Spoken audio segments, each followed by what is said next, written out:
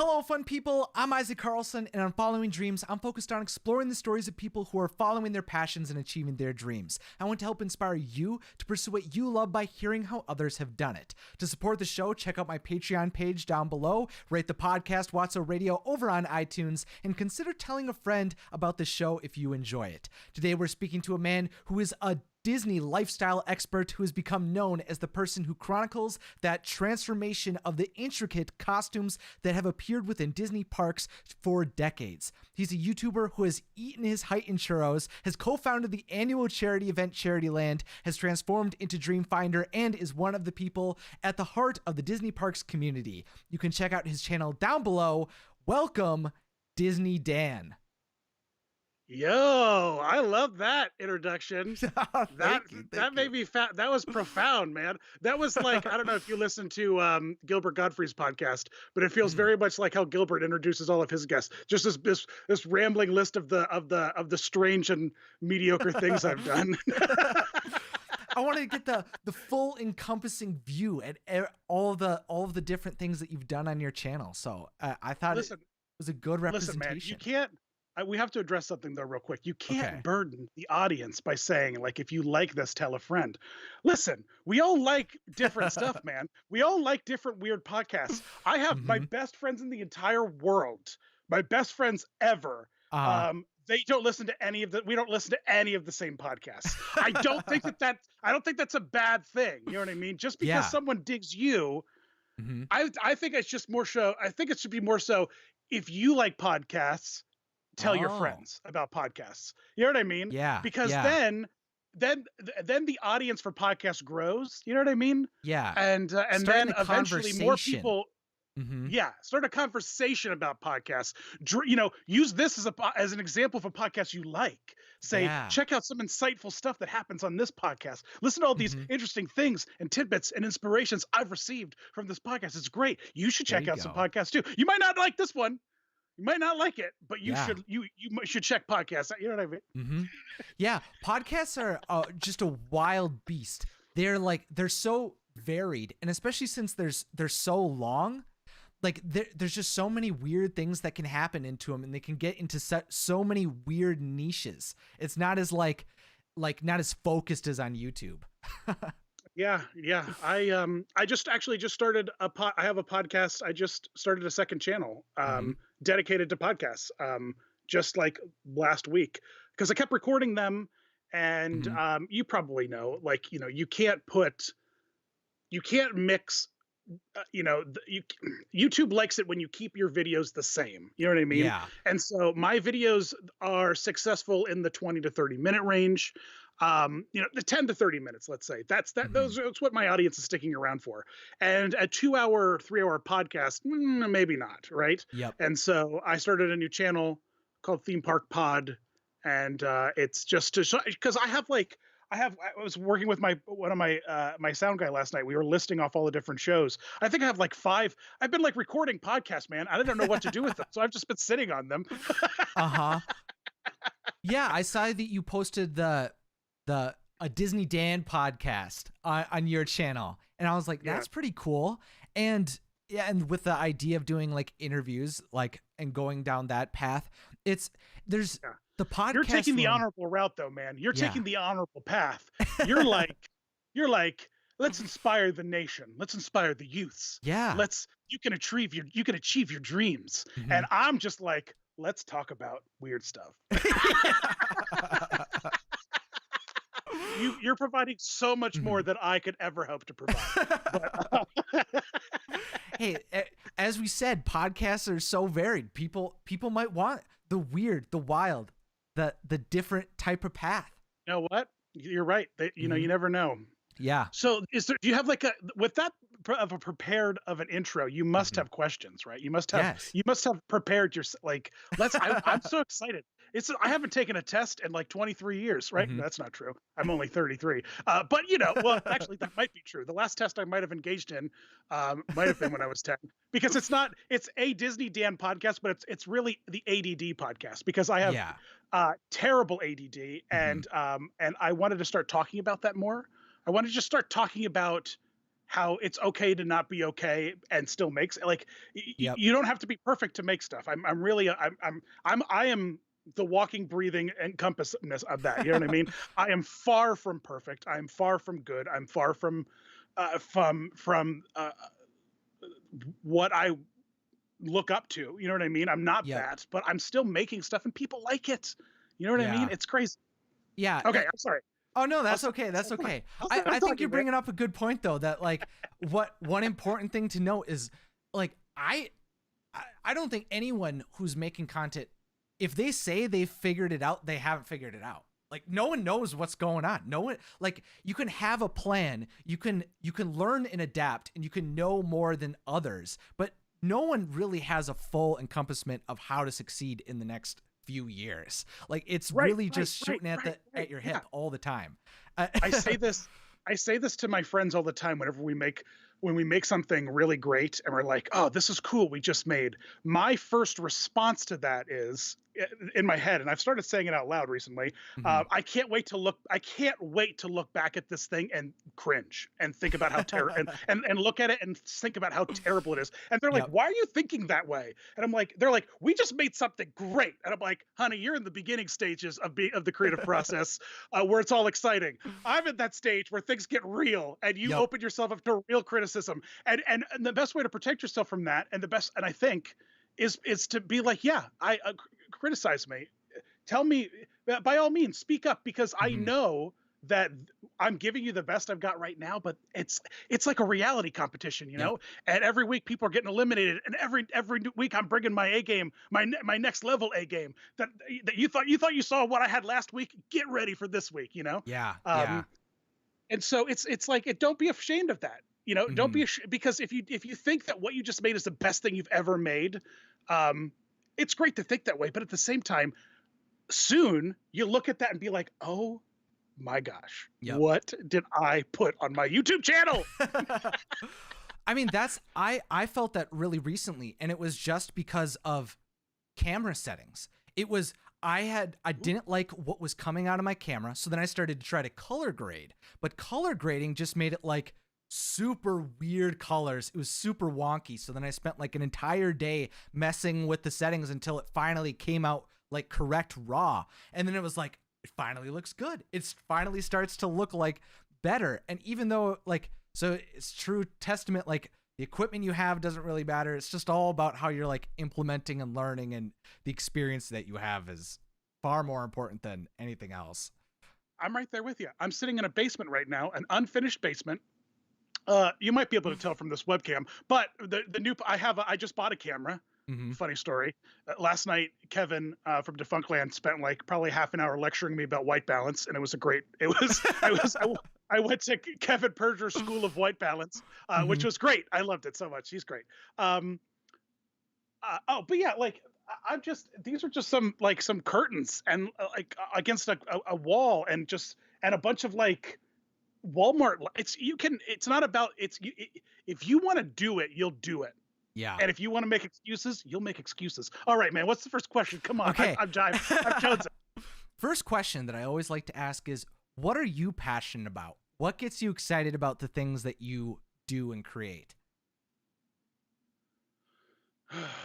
I guess that's the thing that a lot of people in my hobby, I guess, kind of get the finger pointed at. It's like you're a grown man and you love Disney World. What's your problem, bro?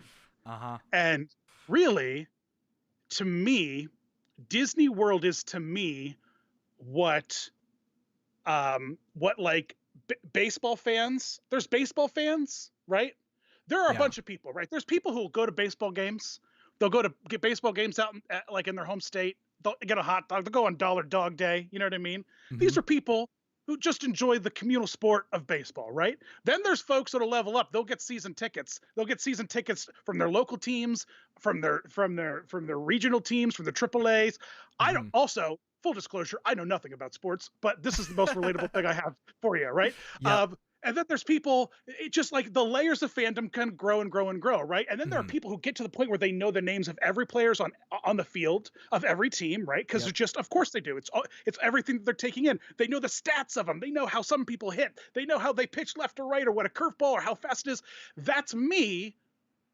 That I'm that for theme parks because I'm past all the layers of basic entertainment, and Mhm. now I am peeling back and being like, how does this work? Yep. You know what I mean?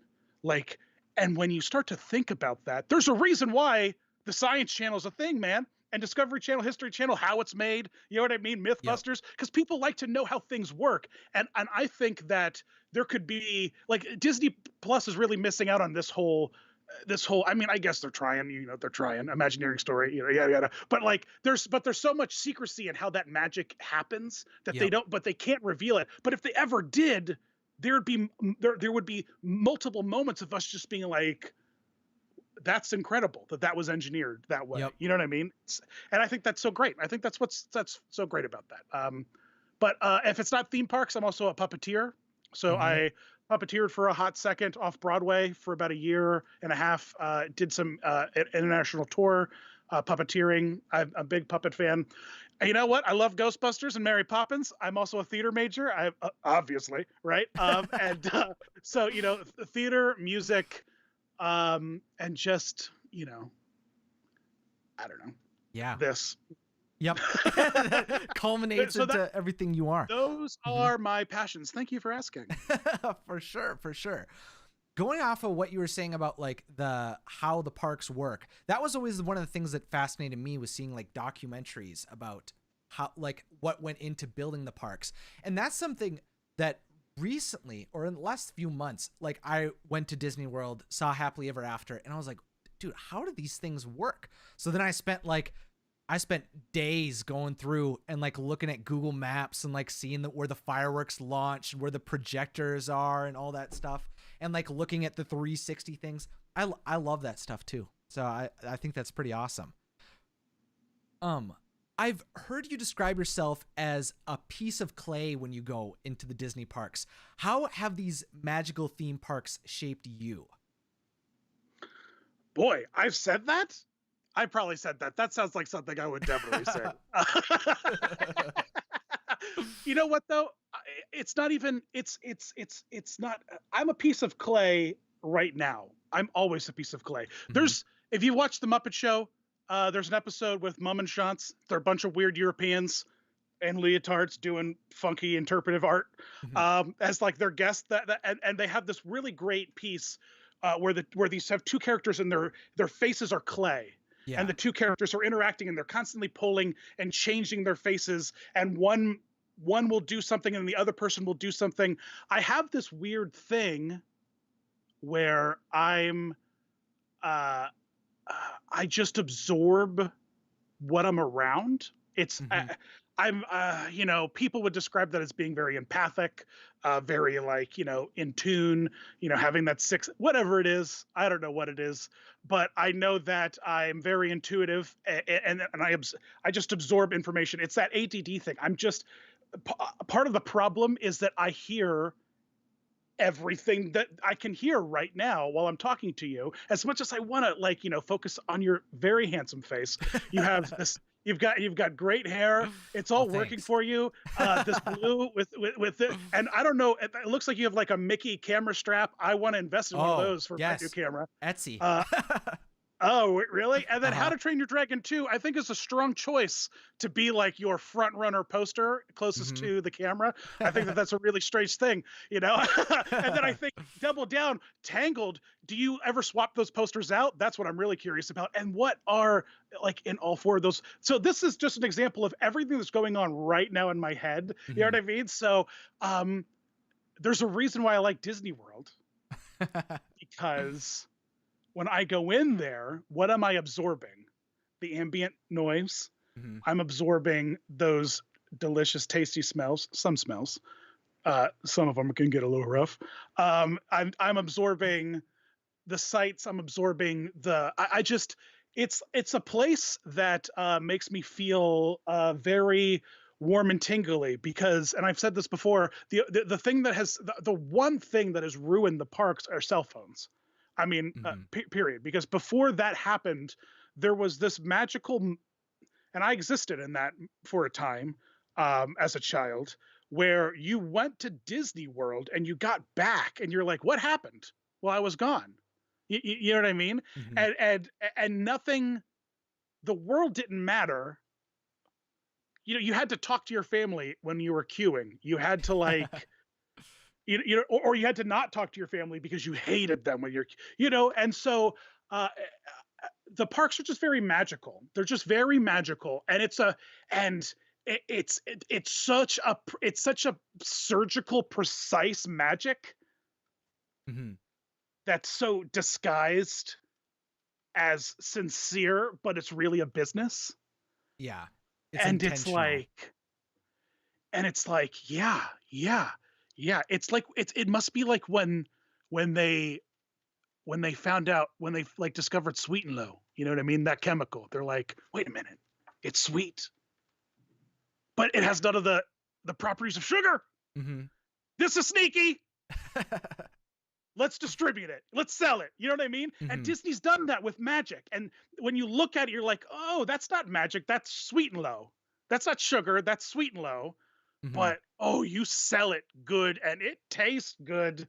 And I want more of it when I get it, and it's a weird position I found myself in, to be addicted to something, but also be incredibly aware of that addiction. Yeah.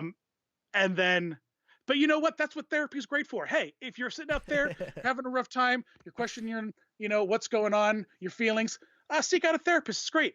I'm a strong advocate for therapy.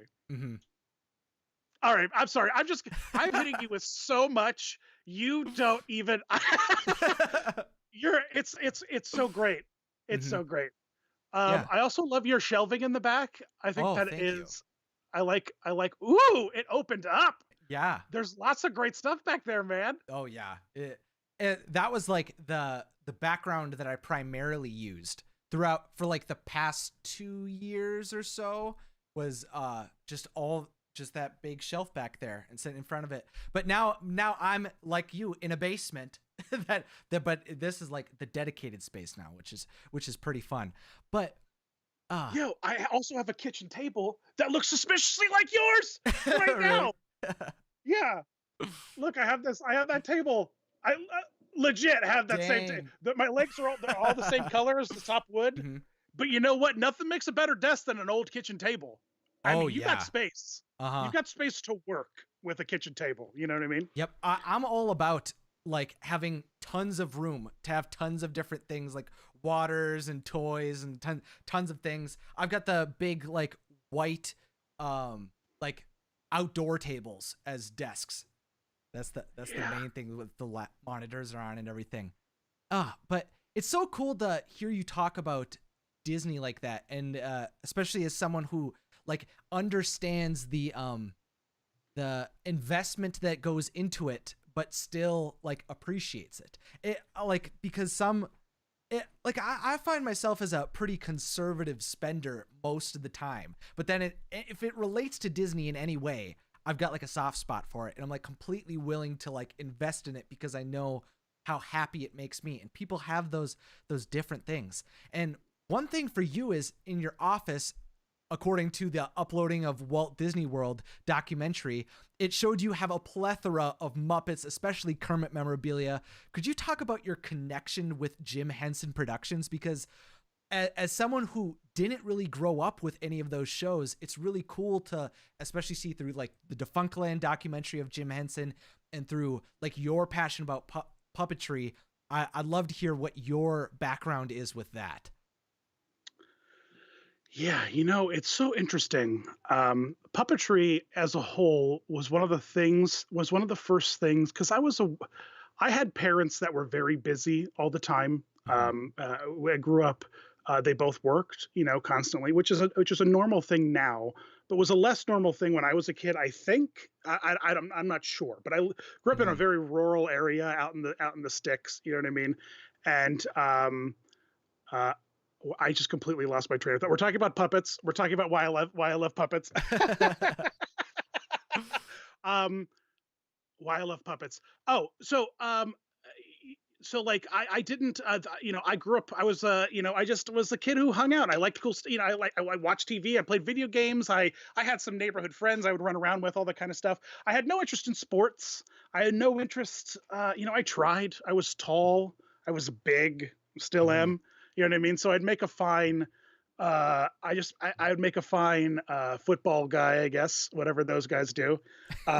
But maybe not so much basketball, but I am, well over 6 foot. But I never really had a thing, right? And then high school came around, and uh, uh, uh, as I was kind of discovering performing arts, that whole theater thing, which I only got into in late in high school. We did a small event where we could bring some performance pieces, and at that time on Broadway, Broadway, Wicked had just opened. You know what I mean? And I don't know if you've ever seen it. I have. Where do you live? I live in Wisconsin, so I currently. Yeah, okay. Uh-huh. You live in Wisconsin and you've seen Wicked. That's how we know that Mhm. this was a hit, folks. All right. This is intense. It was huge. It was huge. And at the Tonys, who should beat it but Avenue Q, this adult parody of Sesame Street that takes the very fun-loving attitudes of Sesame Street and hurls at it very adult problems like racism and and money and all these kinds of things. But I loved it. I loved it. I don't know what it was about it, but I loved it. And when Mhm. and I had always grown up, with a deep love of the Fraggles, of Sesame Street. Like, I was actually a huge Barney kid. I loved Barney a Mm. lot. But that's a form of it's a full body costume, puppet. I've just had I've had it Eureka's Castle. Come on, you know what I mean? I loved Eureka's Castle. I liked puppets a lot as a kid. I really Mhm. did.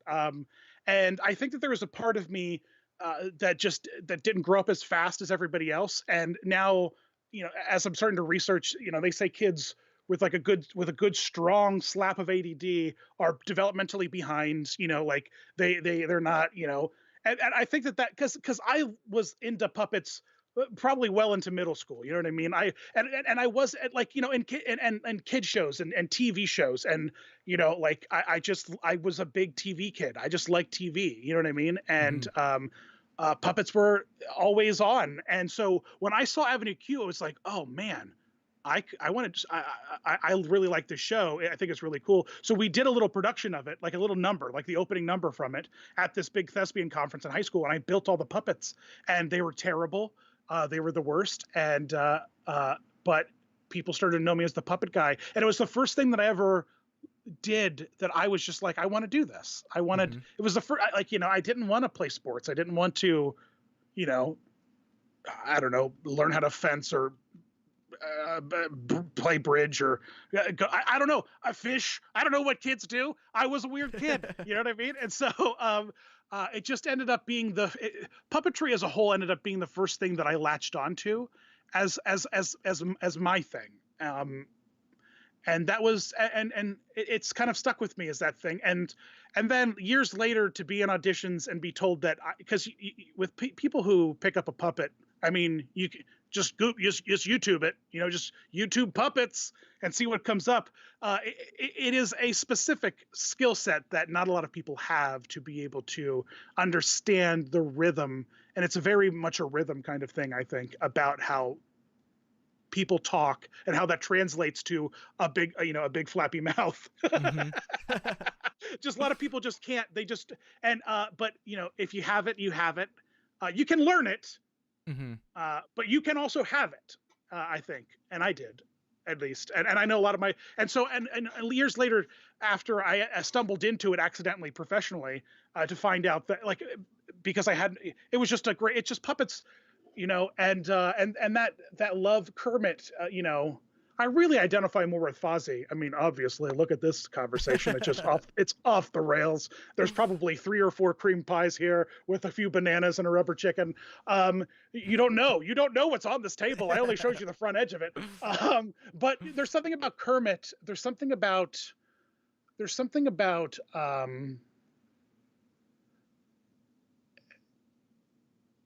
they could speak to you no matter what was going on, and even if you didn't like the way he sounds, or because his voice has changed, or if you didn't like the way he looked because of this movie or this, it doesn't Kermit's kind of like a Mickey in that his soul is there no matter who's behind the voice. You know what I mean? Yep. It's like Kermit, it's I guess Mickey's a great way to kind of compare him. It's like it doesn't matter that 7 different people have voiced Mickey Mouse, and some of them are aggressive.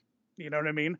It doesn't matter, because even when the voices were aggressive, you didn't give Mickey a hard time for his voice sounding like that. You still loved him. You know what I mean? And as people like Kermit or Fozzie or Elmo, or as they evolve and grow and change, it's not so much my affinity for Jim, I think it is my affinity for that character. You know what I mean? What some look at Mickey for, what some look to Captain America for, people can identify with the character and like their traits. And I like that he's a leader. He's anxious. I'm anxious, you know what I mean? But I'm that anxious leader, and I just want to I'm just always seeing the good, even though there's rarely sometimes good to see. I'm seeing it, and I just I don't know. That all felt very narcissistic. I felt like a very narcissistic rant I just went on. I guess by me calling it a narcissistic rant, maybe perhaps it's not, but I guess the question was maybe to ask me what I identify with. Man, I don't know if you're prepared for these long rambling answers. I don't know what to tell you. Oh no, they're great. It's fascinating to see where you'll take it and what where your mind goes with it. There's certain people in interviews that will have like very short and like specific, like they know exactly what they want to say. But I think it's also fascinating to have the brainstorm as it goes through. I think it's pretty cool. And for me, I also agree with you that from like my exposure with the Muppets was through like the reboot in like 2011. And I really liked the Muppets in that and enjoyed it. And now I really am excited to see them come to the forefront again, hopefully on Disney Plus soon. And yeah, Kermit and Mickey Mouse, I really enjoy because of that like heart and soul that you described of like these kind leaders. They're like good people that bring joy to others, and like that's something to aspire to, especially I feel like for both of us, since we're creators who strive to bring this type of passion to other people, that it really can resonate with us more. Yeah, it doesn't matter how many times they try to refigure out the Muppets. People still keep coming back to it because even if they don't sound like themselves because the writing was whatever, or they don't, whatever it is, it's like seeing an old friend when you see them. For a lot of people, maybe not so much for you, it's just fine. You have your own thing, How to Train Your Dragon 2, like in 45 years or so, when they're doing How to Train Your Dragon, 73. And it'll be like, it'll be like this heartwarming thing for you to, you'll still watch it. They made it's so funny. Well, they make a lot of movies and people about the same thing, and people just still love them. So they still keep coming back for the characters. You just because there's moments. I guess maybe a lot of people don't see things that way. Maybe it's just me. I guess a lot of people just see it and they hate it, and they just don't give it another thought. But for me, I can tolerate it if it's not what I want it to be, because, like I said, it's like seeing an old friend. It's like you don't want to have lunch at an airport Sbarro, but if that's how you're going to be able to see your best friend for 20 minutes, you're going to do it. You know what I mean?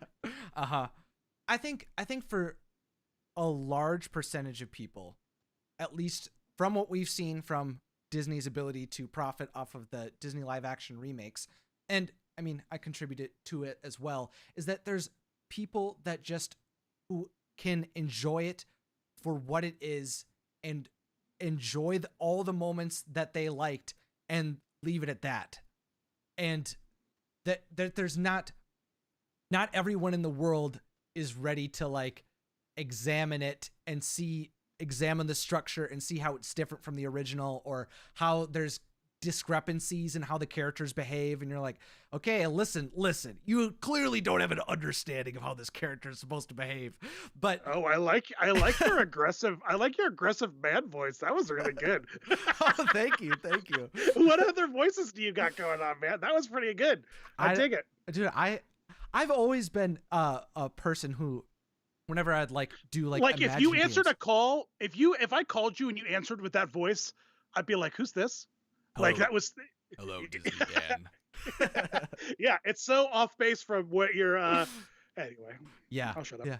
Well, to continue on the point, I've also like always enjoyed whenever I've like growing up playing like games where I'd like pretend to be like Darth Sidious, I'd always do all the sound effects with it, like all that stuff. I love doing voices. How do you sing Rainbow Connection without sounding like Kermit and Miss Piggy? It's like I always prefer to do the voices, but yeah. Yeah, man. So I thought it was really fun when I found out that your first few videos were about Disney Infinity, which was a game that I really got excited about and played the first one and the third one when the Toys to Life genre was getting big. What made you originally start creating Disney Infinity videos back in 2014? Oh boy. So the channel was a Disney Infinity channel. It wasn't just like the first couple of videos were a Disney Infinity, like it was a channel called Disney Infinity Codes, which is a website that I ended up purchasing after I kind of took over writing the content for it, and it just wasn't the path the creator wanted. It's a long story that is completely pointless to even go into.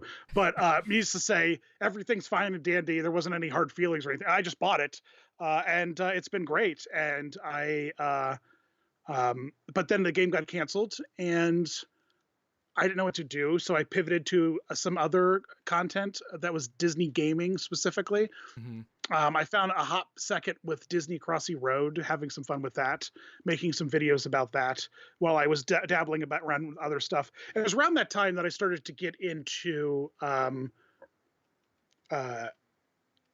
like watching a lot more documentaries on YouTube. Mm-hmm. And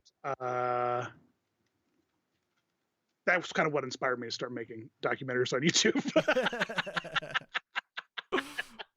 I was trying to think if there was more that I needed to go, but not really. Like, you know, it was, it was just, I had a Disney Infinity website and it had a YouTube channel with it.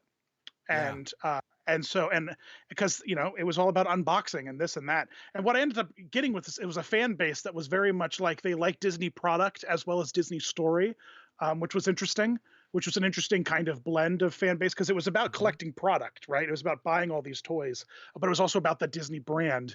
And so I was able to translate, surprisingly, almost all those people love Disney World just as much as they love Disney Infinity. There was a lot of crossover with the parks and that game. And so transitioning into like a park themed channel wasn't hard, but I don't feel like a park themed channel.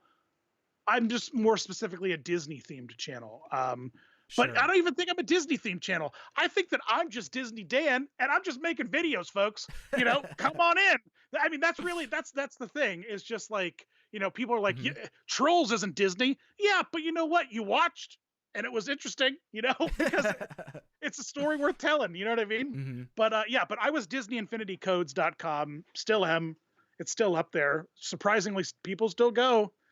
You know, Dang. I'm also brickstolife.com, the Lego gaming website, Bricks to Life, and a couple other websites that I'm building. And I'm always, that's how I started was with with websites before YouTube. And I really like the art of websites. I think websites are fun. I love writing. I like writing silly stuff, but I like YouTube a little bit better because I don't have the patience to write, and I could just ramble and then have a producer, you know, and my audio producer just, cut out all the rambling and just leave in the good stuff. Hmm.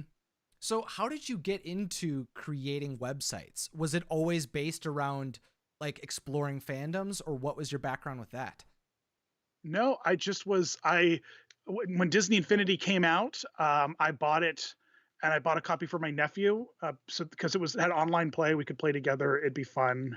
He was, he was like, in elementary school, Hmm. and he loved all the Marvel characters. So I was just like, yeah, and I used to play game. I used to be a big gamer. I used to play games a ton, and I thought this was a really fun entryway into maybe dabbling in games again because I was newly married, had a kid. You know what I mean? So, Hmm. what's something that's on family brand? That I could, and that was a game that I could play and not have it be, uh, and uh, and so I was buying those figures a lot, and they had sales all the time. And so I just started compiling lists of all the sales and posting it every Sunday on the Disney Infinity subreddit. And Mm. eventually, the guy who owned the site asked me to just start putting those articles. If he could hire me to write for the site, and that's how I started in with websites. It Hmm. was because I do construction in my real life. You know what I mean? Like the family business is construction, and while it's not my gig, it's my family's legacy, and I'm here to help make it happen. But this is more my gig, and that's the thing I do out of love and obligation for the Hmm. legacy of my family. There you go. That makes sense. Um, Right. on the journey to get where you are, you've posted over 1,700 videos. What was the process like of learning how to make content over the years? There are 1,700 videos on my channel. Yeah. Good Lord. Well, the reason for that is like there are probably 160 characters by the end of Disney Infinity. Hmm. And I also covered Lego Dimensions, and that had like about 110 characters or so. So I unboxed all of those. There was gameplay of all of those characters. There was level gameplays. I mean, like the channel was a full blown. I mean, a couple of my top, if you look at my most popular videos, a good chunk of them are still video game and toys. Yeah. And I don't see any reason to unlist them. I don't have any problem with, I don't know. I'm weird, and maybe it's why I'm not as successful as I could be, maybe because I'm not pairing out that old stuff and leaving my channel to be primarily focused on the content I'm trying to push to try to grow that, because I'm leaving all that stuff up because people are still engaging in it, even if it's, and I've been there, man. I've been at that place where I'm playing a game that's 20 years old or 10 years old or whatever, and I don't know how to do this thing, and I go to look for an answer, and Uh-huh. I find the answer because all those, I'm not going to ever take down DisneyInfinityCodes.com until it, is puts me in the red, like in a significant way, because even if it costs me $20-$30 a year for the next 10 years, I'll do that because there's still people going, you know what I mean, and Hmm. needing that information. So I can't, I don't know. I wrestle with it every day, man. Hmm. It is Every a day. difficult balance to strike between trying to like grow and then also like I don't know, for me it's like preserving like the legacy, the changes, like people can see the evolution. There's like it's just Yeah, how it there is. is there Hmm. is a bit of charm, but you know what? This is me thinking that everyone uses YouTube like I use YouTube, because I know that they don't. I'm probably super weird, but like if I like a channel, I will then dive into that channel and go back. I want to see how Mm. bad they were. I want to see what kind of ridiculous crappy stuff they were making when they first started making. I want to Uh-huh. see that. I'm super interested in that. And um I don't know. Yeah. I don't mind. I just like you said, I don't mind because while I focus on the evolution of characters, my channel is the evolution of me. You know what I mean? So, Hmm. and I think that there's something authentic and real about leaving all that there, and not hiding who you were you know, if you don't have anything to hide, and I don't have anything to, I'm not ashamed of. I don't know. I'm saying that. Who knows whatever I've said, you know. But Yeah, it's all come from a place of love, and if I said something weird, I'm sorry. that's a shift that I've been experiencing recently, is stopping to think about each individual video as like something that needs to stand on its own completely, that people need to be completely isolated from, and thinking of the channel and all of its videos as like one body of work that kind of builds upon itself. So that's how I'm like starting to figure out how there can be like interweaving like thoughts and jokes and things like that, is when I'm starting to think about it as like one thing overall, instead of thinking it as like segmented, very like isolated pieces of content. Yeah. Yeah. Well, you know, it's, you're different. You're kind of like in my boat where your content, while all under a similar kind of umbrella or bubble, is not linked together by any common theme or tenet. You know what I mean? Like, you're making content about what you find interesting. And so ultimately, if we think about it, and oh my God, I cannot believe I'm about to say this. You might be too young to remember a thing called Zanga, or Blogspot or MySpace, or people used to have these platforms where they would write, you know, and make articles and put together their thoughts, and people would follow them. It's like Twitter. Some people have the creative skills to make things that are just 140 characters long. Some people have the creative skill to make things that are 10 to 30 minutes long or 2 hours long. Whatever your medium is, if you weren't doing this, maybe you were writing articles. And what would be that website? There are plenty of websites out there that are a potpourri of whatever the interests are of the collected editors, and that's what it is. I think that if you keep your YouTube channel branded to stuff that you think is interesting, if you keep the YouTube channel being about, hi, I'm Dan, I'm, you know, whatever it is, but it's me, and I'm not trying to be, you know, this is Coke, this is Coca-Cola, and Coca-Cola likes this, and you know, and it's always got, Coca-Cola always likes this kind of stuff. That's not, Coca-Cola is just a soda. You're a person. I don't know why I'm saying Coca-Cola. Maybe it's because there's a can of it in front of me, but I hope you kind of understand what I'm saying. Is that, don't worry about. It's slowly becoming that the subscribers don't matter. You know, the content speaks for itself, is really what it comes down to. And if people are going to watch the content and stay engaged because it's good content, that's all it needs. That's all it needs. So make videos about whatever you want to make videos about, really, I guess, as long as you're the thread that holds it all together. You know, it's what you do. It's what I do. And, you know, people definitely aren't coming to my channel for like historic information. At least I hope not. I mean, like, it's fine if you are, but I would imagine they're also kind of staying for the personality. I don't know. Yeah, and that's something that I've been thinking about too more often, is making the channel more about me being the continuous thread, and having people that watch, like having those people, those wonderful, fun people that are like watching right now, who are like engaging in all of the content and who are so committed to it, like building up that base based around me instead of not just the topic that I'm fronting, is something that I've been, you know, hoping to build more of, because those like topics, you know, can fade and go through the rigmarole of like just trends. Like once people are done with the Lion King 2019 remake, like you got to talk about something new. And so you have to keep rediscovering a passion and having people come back. Think about it as that was kind of the idea of Theme Park Tube when I kind of came up with it as an experiment, was like, we're all journalists in a way, right? And we're all telling whatever the story is to tell at the time. Whatever story we find, we're going to, if we think it's a compelling story, we're going to tell it. Obviously, that's why we're investing the time in doing this thing, right?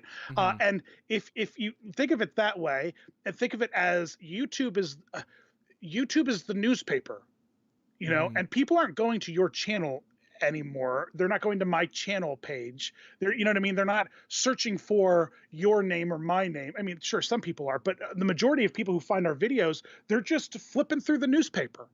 You know what I Yep. mean? And you're just a journalist out there telling the story. And if your story pops, if your story snaps, if your story is the right story where it needs to be at the right time, it'll do well. But if your story isn't compelling, or if your story is very niche, you know, and your stories should be in the Sunday arts page, you know, like that's where it gets a little bit harder to perform as as an individual on the platform, and that's where you Mhm. kind of reach that cap where you slow grow, because the audience is out there. It's just a matter of getting exposed to them slowly and having them slowly find you, Yep. because your content isn't wide and compelling to a mass audience as they're flipping through the paper and stopping to read it. They might read the headline, they might read the first two paragraphs, but then they click off because it's not something that they need to know more information about. You know what I mean? Mhm. So if you stop thinking about your channel as the newspaper, and start, that needs to all have this common, you know what I mean? The Watso Gazette, you know what I mean? Yeah. That focuses on this or that. If you stop thinking about it as that and think of it more as YouTube's the new newspaper, and you're just the journalist chasing the story, whatever's the next story, whatever's the big story, whatever's the story that's relevant. People are thinking about, you know, Memorial Day. Let's do a video about picnics, because people are thinking about picnics. You just have to be smart and biting and then maybe you'll get lucky. You know what I Mhm. mean? Yeah. You know, like that's Mhm. just, it's a, you know, one day there'll be an AI where we'll be able to say, "Dear great computer, I present to you a video on how they render horsetails in computer CGI." Um, you know, some ridiculously niche thing. When is that audience most present on the internet? And it will think, and it will say, release it at Thursday at 9:14. You know what I mean? Yep. AM. Um, and that's when and that's when it'll hit. But until we get there, until the public conscious is nothing but, you know, computers hanging from strings, you know, like Ghost in the Shell or whatever kind of dystopian future you're a fan of, you Mhm. know, until we get there, we're just going to have to roll the dice. And that's what it is when you're posting a video. You maybe you don't think that I do. Every time I'm about to click publish, I'm like, is Mhm. this the right time? Is now the right time? Well, if people want to see it, they'll find it, right? Yeah, they will, Dan. They will. Okay. Mhm. Well, I always feel like as I go back through my channel, it's like, oh, I know why I made this video. It's like this video did pretty well, or in the past, this type of video did super well, so that's why I made this video. But then it bombs, and then it's like, okay, well, now we got to figure out something else. And then eventually, you're like, once you run out of those ideas, where it's like, here's the historical trends, then you go to like, let's try this different thing, and something else will work. And it's like, it's just constant figuring out of how to double down into topics when it works, and tried something new when it's different. And eventually you'll find your place in it all, which is a difficult thing when there's so many vloggers and historians and creators, especially around Disney. Yeah, yeah, yeah. And so, yeah, that's it. I mean, you just have to, you know, it's like being a waitress at a restaurant, and eventually people know you and they keep coming back for you because they like the way that you pour their coffee, and you put the plate of eggs down on the table. I mean, Mhm. that's what it is. People get comfortable with, and they like you, and they like the things you say and how you say them, and they find something relatable in you and something charming or something entertaining, and that's Mhm. all you can hope for, and that's all you. And you know, there's an audience for everyone out there. The problem is, what size is that audience? You know what I mean? Yep. Is the size is the question that sometimes I ask myself too often. But no, Mhm. yeah. Anyway, Yeah, from everything I've experienced, it's really more about how persistent you are to find that audience over time. Like for the grand majority of people, there's obviously the exceptions, the everyday dad. Everyone can't be them, but it's if you do it for a long enough time, you'll eventually be able to reach those people that will yeah, appreciate you. Mhm. absolutely, absolutely. And it's one of those things where it's like, do what you love, right? And Mhm. the money will follow. Sure, that's true. I think that was before the world became what it is, back when you could really make money by like, making swords or growing wheat, that kind of stuff. That's when that phrase was around. The world is much more diverse and different of a place now. So I don't necessarily know do what you love and money will follow doesn't necessarily always, but that shouldn't, there's nothing wrong with me having a day job, a 9 to 5, just to support my family and have a life and but still do this and be a presence and be a voice and have fun with it. It's Mhm. my thing. It's my thing that I like to do. You know what I mean? Yeah. I don't go kickboxing. I don't have a thimble collection. I don't know. This is just the thing I do to entertain myself. It brings me joy, and so sometimes things that bring you joy don't necessarily make money, and that's okay. Yep. Go do something that makes money and then just forget about thing and then go do the thing that brings you joy, Mhm. because if you latch the thing that brings you joy onto am I successful and is it making me money, you know what I mean, then there are YouTube channels out there that I love that I think need to have a billion times more success and eyes on, and I will interact with them and share them and engage them. But anyway, I'm rambling. I'm sorry. I'll stop. No, that's okay. That's okay. I think I think you bring up a good point is finding that balance that works for each creator. Like if if they want it to if they want creating to be a business, there's going to be some cost to that. Like knowing if there's an audience for it, realizing how long it's going to take to actually get there. Like there's a lot of strings around it, and those things have to be aware of, and that like it won't always be easy. And so finding that correct balance for that person is, taking some time to evaluate what's important for each person that's out there and figure out what's going to work for them. Just like you have, and just like at least I think I starting to have. Yeah, there's Mhm. there's nothing there, but there's nothing. I don't think there's anything wrong. There's this big thing. Mhm. There's this big thing where it's like I'm gonna be a creator, Yep. and and my goal is for it to pay my bills.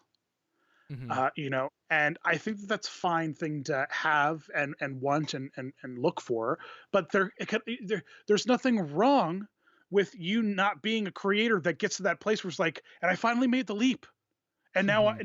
now it's paying my bills and I'm doing it, because then the idea of being a creator shifts to that lovely squishy ball of thing you loved can then become this thing of pain and this thing of Yeah. terror and uncertainty, that can turn you bitter against that thing, you know what I mean? Mhm. And so I feel like there's sometimes this weird push to be like independent of your art, no matter the struggle, independent on your art or your craft or your like, and I don't think there's anything wrong with having a part-time B job that supplements, the income, you know what I mean? Yep. There's nothing wrong with that. No.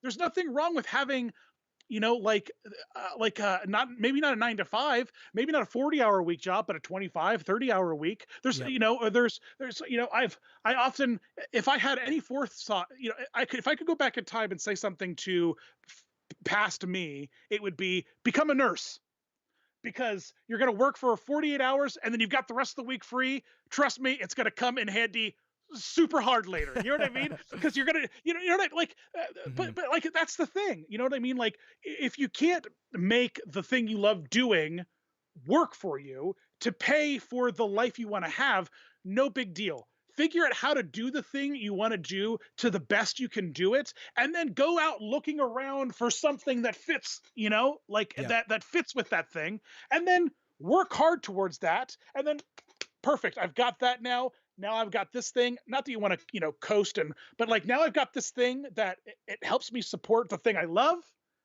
and now I don't have to worry. Now the thing I love doesn't make me worried all the time if it's going to let me down. You know what I Mhm. mean? Because Yeah. because that's not going to be good for my mental health. And I've got this thing that I work really hard at, and it's hard work, but I love it because it lets me do this thing. And I think there's this interesting thing, and I don't know. There could be people at home looking at, shaking their head, telling you every reason why I'm wrong. And I'm probably wrong in a lot of different ways. And don't listen. Just because I have a little bit of success doesn't qualify me as being any kind of expert. You know what I mean? But I'm just sharing my story. I'm sharing the thoughts that are inside my heart and my brain and my thighs. I don't know. What's the other thing that the Cowardly Lion? Oh, courage. That's not a thing that can be physically represented. You know what though? I like that I pivoted to the thighs because the Cowardly Lion had some strong thigh game. He just had he had strong legs. Mm-hmm. I don't know. You know what I mean? I just don't think there's anything wrong. I really don't. You know what I mean? Like, yeah, I love being a bartender. I'm very good at it. I'm good at it. I just, pour your sorrows into me, and I'll make them silly. I don't know. It's just the wacky things that I do. yeah. I love being a bartender. I miss it. You know what I mean? Mm-hmm. I would like to have a nice bartending job that I work a few nights a week and then just be Disney Dan the rest of the time. And that's okay with me. You know what I mean? Like it scratches a little bit of an itch of like this thing I like to do. And then over here, oh my, look at the good time I'm having. You know what I mean? Yeah. And but if you were to zoom out and see my life, you'd be like, you would I think that I would be attacked more.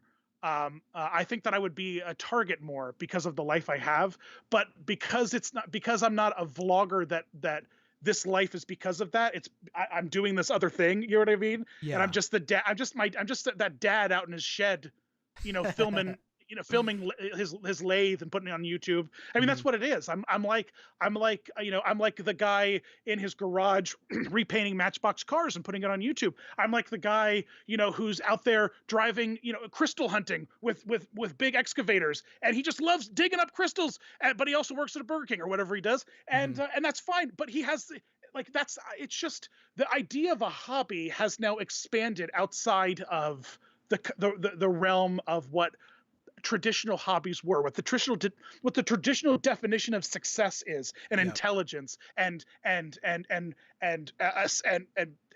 self-worth. These things can be, there's all this freedom to blend and stop beating yourself up because the thing, and I'm not saying that you are, if you're listening to this, but stop beating yourself up if your thing isn't the thing that pays the bills. You know what I mean? Because one day you're going to have not so many bills to pay, and then it'll be like, that was over. Now I get to really love this thing. And in the meantime, just find something that complement, if you can. And that's easier said than done. Trust me. I know it's easier said than done. And some people just they don't want to do that. They just want to keep hanging out and doing their thing and loving their thing and doing that. And that's cool. That's okay. You know what I mean? There's no normal. There's no normal. Yeah. In the 21st century, there's a lot of opportunities to go down different paths. Now more than ever, it's similar to like that you don't have to live inside that box anymore. But if you want to, that's fine as well. Like, it's the freedom of opportunity, and there just shouldn't be criticism to force people to start going down a path that they don't want to. If you don't feel financially stable, or you don't want the uncertainty of being a new media content creator, that's fine. As you've been saying, that it's just the ability to have the choice and finding what path lines up right for you. And so going down whatever path makes sense for you and makes you happy should be the priority, and not worrying about about what is expected of you from, or what creators you've seen, or what your parents are necessarily saying. It's finding that balance for each individual person. Yeah. And I know people hate when I say it, but I got lucky.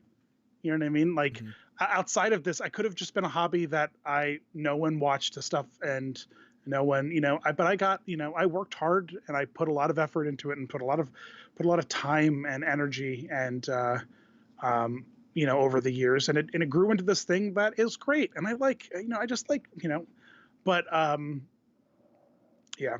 So yeah. And that's it's just the idea of this podcast isn't necessarily to push people to, attempt to try to get into any one specific thing, but more so open up the eyes that people that are doing things that you admire are normal people that have went through trials, and you just need to follow that. One thing that I've been noticing a lot is really it's just people are following their natural inclinations of things, and eventually they'll stumble upon something that allows them to profit and live by doing that. Mm-hmm. Yeah. So I've agreed. Yeah. I think that was a good conversation path we went down there. I think we had a lot of good things to say about that. It's an important point, and I guess what I may not know anything I'm talking about. By all means. I mean, you're living your truth. don't trust anything that I'm saying to you, other than, well, I mean, by all means trust, but just know that it's coming from an authentic place of me hoping to do good. I might be obnoxious and ridiculous, and I apologize. And I love you all. Mm-hmm. Yeah, and it it's just make it work for you. So I've heard from Rob from the recently renamed channel Rob Plays say that you're often the guy in Florida who gets everyone together. How did it feel to start meeting other content creators like yourself? Am I the one who gets everyone together? I don't know. That makes me feel like I'm letting everybody down. That I'm not getting. I don't know. If people. I don't know. I don't know, man. I don't know I don't know why I am the way I am. I don't know. I'm trying to figure it out every day. Trust me. But yeah, I guess I do. I am the one who organizes it. I am the one who people keep telling me this, and I'm like, you all are friends with each other. I'm not the reason you guys are friends with each other. Like, I'm not holding a knife to, any of your, Achilles tendons. I don't know. I was trying to think of something that you could, like everyone's friends with each. I don't know. I guess it's me. I guess I don't know. I don't know. I just have friends. There are probably, I would say right now, if I had to guess, probably, I think a low number would maybe be 25, and I think a high number could probably be 50 active, ongoing conversations I'm having with people right now. You know what I mean? Yeah. That are just like, it's not like people that I'm talking to regularly, and just like, I don't know, like I am just social. I'm not afraid to talk to people. I'm not afraid to flirt.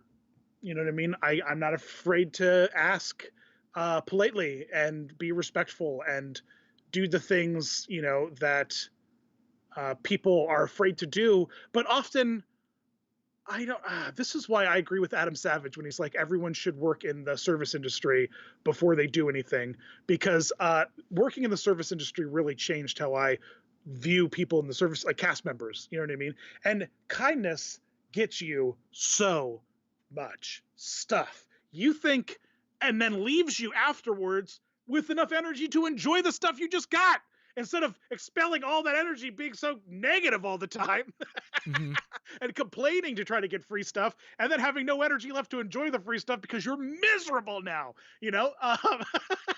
So I don't know what it is about why I'm the way I am, but I guess it's crazy to think of people talking about me and saying that I'm the one.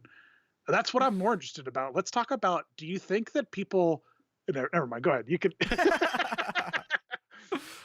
Well, as someone who I would say am more introverted than extroverted, I think typically when I'm like, I can point to the people in my friend groups throughout, like when I was growing up, they're like, we go to their house, we go to their basement.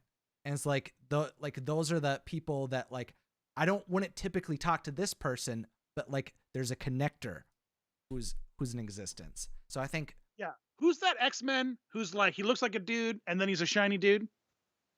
oh, Is that Colossus? Can Colossus change from a shiny dude to a regular dude? I think he did in the original trilogy. Right. Right. Well, there was a guy who's regular and then shiny. Yep. I'm kind of like that. I'm an introvert. Mm-hmm.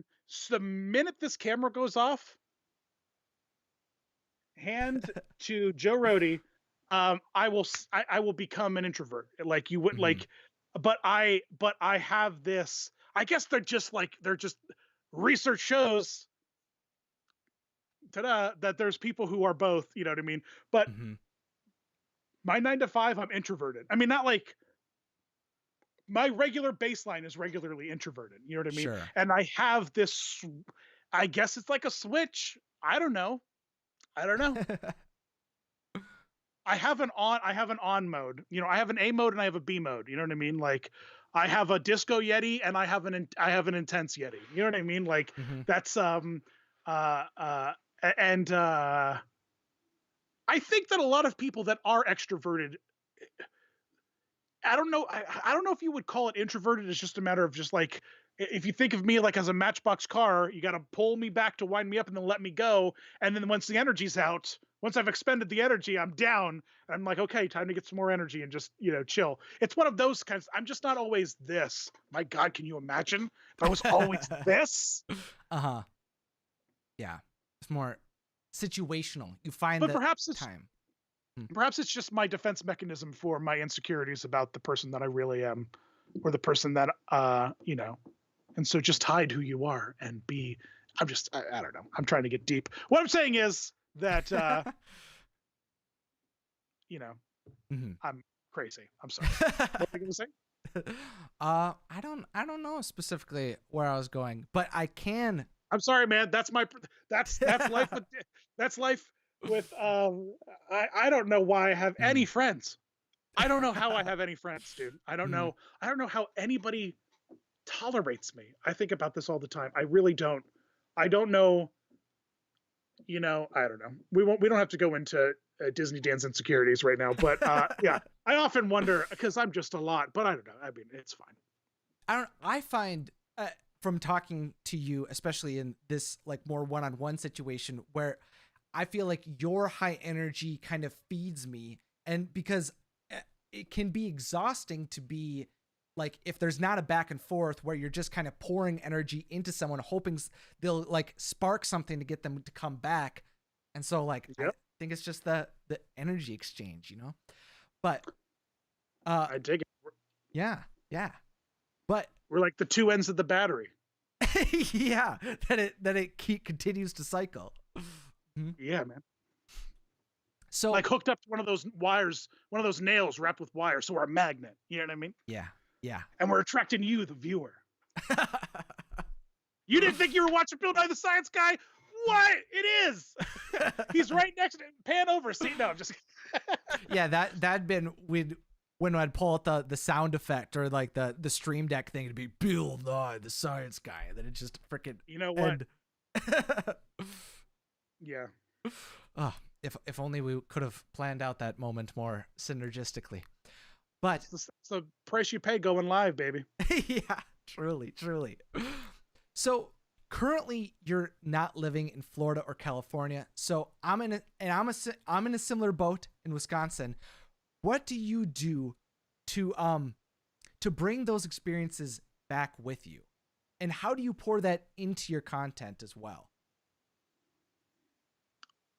I'm a big fan of Magic Candle Company and their candles, you know, because I love the smells of Disney.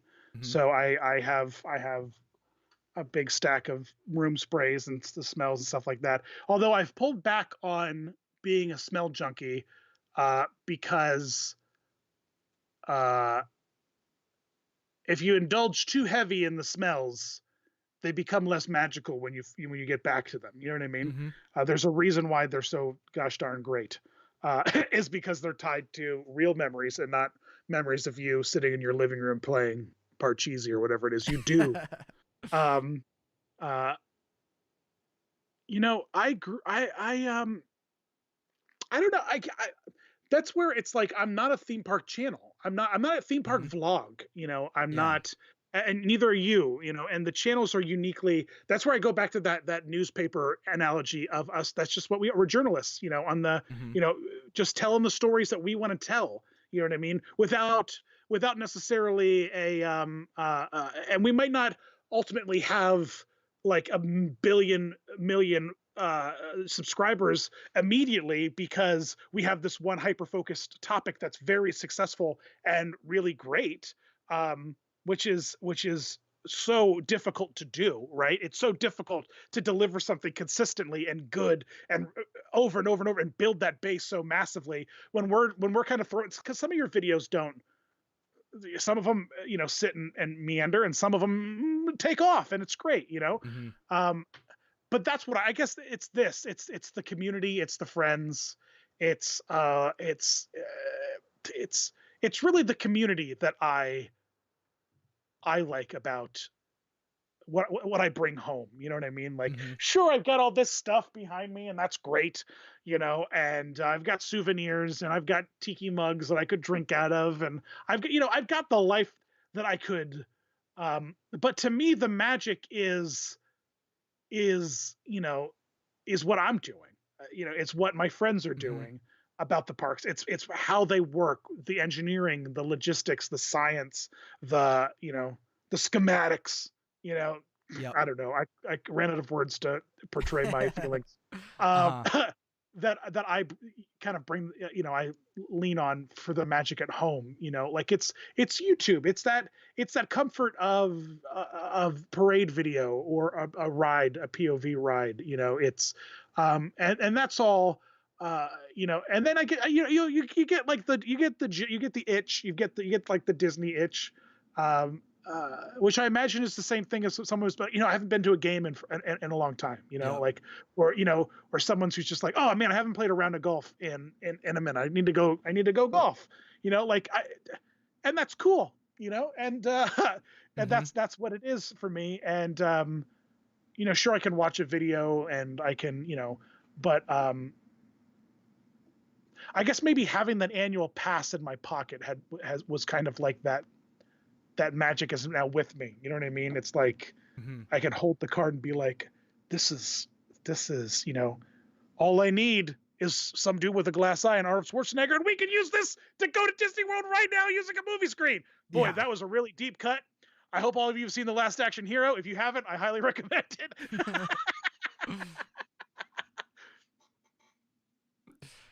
Oh, yeah. Sorry. Have you seen not have you seen The Last Action Hero? No, I don't believe Okay. so. Yeah. It's a movie about a kid who loves the movies, and this old wise movie guy who does the spinny wheel things that Hmm. makes them the projectionist. Um, he's like, here's the ticket. It's shiny and gold, like a Wonka ticket. But instead of the factory, this will get you into the movies. You know what I mean? And he winks like, Oh. it'll get you in the movies. And then he rips the ticket, and then the kid starts to watch the movie, and before you know it, it's him and Arnold. And like there's all these ridiculous tropes in the. It's incredible. It's so um I don't know what it's rated, but ask Hmm. your parents. I don't know how old your audience is, man. So I don't even know how old my audience is. Hopefully, I think Last Action Hero is PG-13. If you're on YouTube, it's PG. You need to be 13. So Yeah. go enjoy it. It's a ridiculous movie, full of ridiculousness, but it's great. All It's right. really great. Very cool. Very cool. So you spoke a little bit about the Disney community and about how, that you've kind of fostered your own community and you enjoy being a part of it with your friends.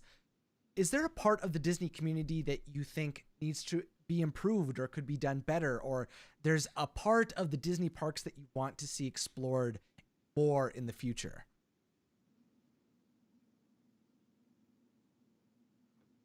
Hmm. So, do you what I want to see better in the parks or what I want to see better with the community? Because, boy, oh boy, I was specifically how thinking of much the longer is this community. podcast? The community is the community. The community is what it is. We have great moments. We have moments that are embarrassing. We have moments that are sad. You know, there are moments like, you know, it's hard to say that this is how the community needs to improve, you know, because I don't know. I'm not the voice of, I'm not that, that's not my job. You know what I mean? That's just, it's just not my job. Like, you know, if this was a government, I'd like, and this was ancient Rome, I'd be draped in some white sheets. I'd be eating a lot of grapes, and I'd be telling people, you know, like, you know, what kind of colors look good on the walls and stuff. Like, I'm just not, I'm not that, I don't know. That was a, you know, they can't all be winners, folks. All right. My analysis, they can't all work.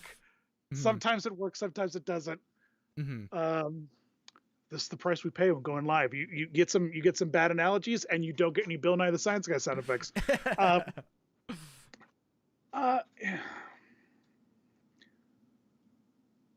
I think that the problem with the community of social media in general is that it is difficult to say things on the internet using words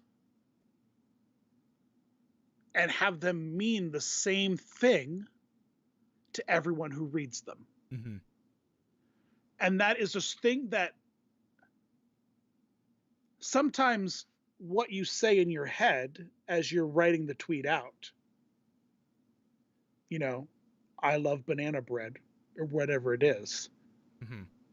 When you then type out, I love banana bread, the person reading that, if they don't know your voice, and I say voice and mean voice, because what you write has a cadence, a syntax, a rhythm of voice, that if the person doesn't know you and they read that thing, if you haven't chosen the right words in the right order, that sentence could have as many meanings. A picture's worth 1,000 words. Forget that. A sentence is worth 1,000 interpretations. You know what I mean? Like, you can, it's hard, and that's why it's a career. And that's the thing that I think we don't really think about, is that marketing, you know, those slogans that we see, those phrases that we, if you can dream it, you can do it, let's say, you know, whatever those things are, you can't really misinterpret if you can dream it, you can do it. You know what I mean? But you can perhaps misinterpret. It's harder to, I should say, but it's easier to misinterpret. I don't like this thing because I don't like it. And it's okay to not like it, but to some people it might sound like, yeah, I don't like it either. But to some people it's like, it sounds like you're attacking someone who does like it. And to some people, it's like, why does that guy even care? Why is he even wasting his time, whether he likes that thing or not? And some people are like, I don't want to hear anything that person's like, you know, it's hard. And I think that a lot of people sometimes, when they're on social media and they're saying words, and I am really guilty of this. I'm the biggest, but I hope through things like this that my voice is very distinct. Like when you read my tweet, I hope that you hear my voice, and maybe you don't, and that's fine. But I hope that you know from where those thoughts are coming from, and the good heart. I don't know, but like it's hard to use words and be like, I was just making a joke. Okay, that's great that you're making a joke, but from the other side from the dark side of the moon, it wasn't a bright, happy place where we could see what was going on. We didn't think that was a joke. You know what I mean? And that's, I think that's the problem. That's really the problem, is that and there are people who do it very, very well. There are people who write tweets there are people who put pictures on Instagram or write a thing on Facebook or do a TikTok, and they know how to craft that story, those words, that intention to be very widely accepted to be the universal intention. You know what I mean? Like, I Hmm. like banana bread is pretty easy to understand if you're, you know what I mean? If Yeah, you're declaring it to the world. there's not a lot of And so, interpretation that goes involved in that. right, yeah, but it's an art form to be funny through text and be funny to everyone. And there are Hmm. some people, and the problem is there are some people who don't care if they're funny to everyone. They just want to be funny to their friends. And Hmm. so, and now I'm not saying, like, I'm not excusing anything problematic or terrible thing people say, but some people are just sassy. Some people are just silly.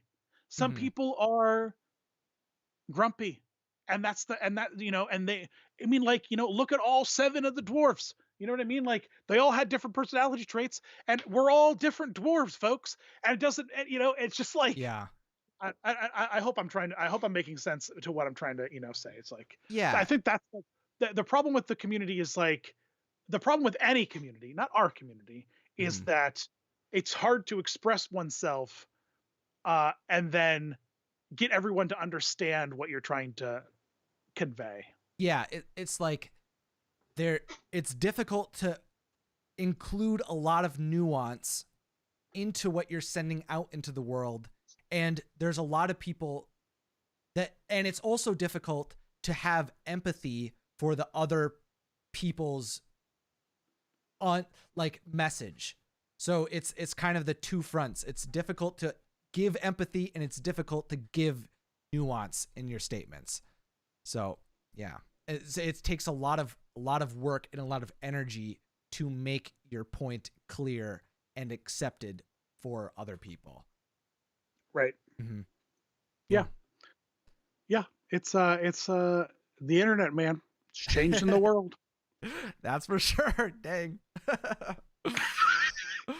uh, so finally, Dan, I want you to tell all of the listeners, all the people that are watching, what you feel is the number one piece of advice for them that would help them follow their dreams and achieve the things that they're striving to take on in their life.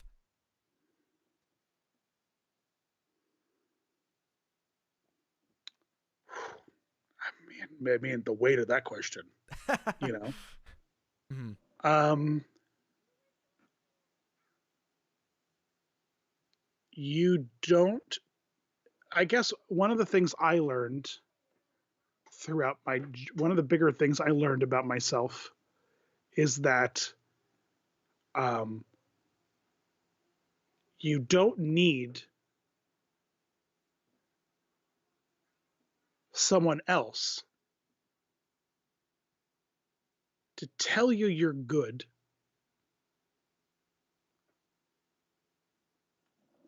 for you to be proud of what you made. You don't need someone else. Now, it's okay to look for that. It's okay to find mentorship and, you know, all these things. It's okay. It's okay. It's okay. But understand the value of criticism, and then also understand the context of where that criticism is coming from, and understand that as humans, when we critique something, we're often telling the person that we're critiquing, what we're uncomfortable about ourselves with, right? We have a funny way of making our problems the problems of the people we disagree with or don't like. You know what I mean? And it is very easy as a creator to internalize those things. And not everybody isn't, you can't be everything for everybody. You just can't. and it's okay. And when you're looking for guidance and you're looking for how to grow and how to be better, you'll get criticism, and you should welcome criticism. But as you get that criticism, you have to understand it's like a Shrek. It's got layers, right? You've got to peel back the layers of the criticism to get to that nugget, right? You've got to you know, Jurassic Park it with the little brush and brush away all the debris to get to that fossil and then at the bottom of that rock, because criticism naturally comes from this place of insecurity. It can easily come from a place of insecurity. I'll say it can easily come from a place of of that person's self-doubt. And it's so easy for criticism of you and the good work that you're doing to carry the weight of things that have nothing to do with you. Just because someone tells you they're bad doesn't mean that you're bad. And more so, before you give them the weight and the ownership of you as a creator, think to yourself, even if I watched a video that I hated and disagreed with this much, would I ever leave a comment like that? Would I ever engage a person like that? No. So then why would I give any credence to someone who would stoop that low? You know what I mean? If someone came up to me and said something to me like that in real life, I would laugh at them. Be like, no one talks like that, bro. You know what I mean? So understand that, like I said earlier, I can't make things, have people tell you why they're good and why they're bad, and then peel back that and really digest that information. And then look at the things you make as, I can't wait to look back and think about and think that this is the worst thing I've ever done, even though right now I just did the best I could possibly do. And that's something that it's like everyone's afraid of opening themselves up to that. And it's not, and I'm projecting a bit because I can handle that in certain ways. I know that not everyone can. And this is where I'm like, peel away my criticism, peel away my advice, and look at the layers underneath what I'm saying to you. But to say, from a person who puts too much value in the face value of things, you have to look past that. They tell you not to judge a book by its cover. That goes for a lot of things, including your criticism. Don't judge your criticism by what it is in the face. You've got to peel that criticism open and look at it so that you can then laugh at how absurd it is that you were criticized for a thing like that. Or you can think of it as, yes, that is something that I should work on and I need to learn. That's all. I think that that's a thing that I don't see a lot of people doing, you know? Yep. You know, like, I always laugh when my friends make fun of me for the things I do, because what they don't realize, I mean, maybe they do, but what they are not realizing that I'm doing is I'm internalizing that joke. I'm laughing. I think it's funny. I think we all should be making fun of each other all the time. You know what I mean? But while it's coming from this joking place, there's truth in the things that they're poking fun at me at. And there's nothing wrong with that. You know what I mean? Laugh at yourself, laugh at the things you're doing wrong, because you're not going to do them wrong forever. You're going to figure it out. You're going to learn, you know? So, that was a really long answer that no one listened to, I'm sure. No, I think you had a very layered response, very thoughtful. And I appreciate that a lot. It's there needs to, when you're moving forward in life, you need to internalize the parts that people are being critical of so that you can grow and know that you're going to grow and be able to have self-love as you continue to do that. I think you brought up a lot of great points.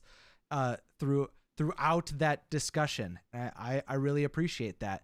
Thank you so much for coming onto the podcast, Dan. It's been an absolute pleasure to be able to talk to you today. It was great, man. Yeah.